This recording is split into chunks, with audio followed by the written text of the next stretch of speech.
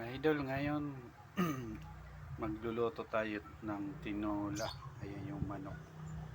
Tapos sayote, siling pangsigang, sibuyas, bawang, luya, tapos pampalasa, paminta. Ayan mga idol. Sige, simulan na natin maggisa. Ayan na yung sibuyas, bawang, luya. Gisa na natin.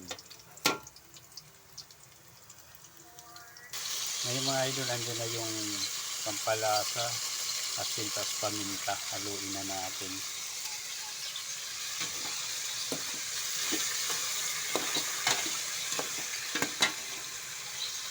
Ayan mga idol, luto na ang ating tinolang manok. Ayan na po siya. Kain na po tayo mga idol. Ganito na lang, gamisyon. Bye bye, kain na na.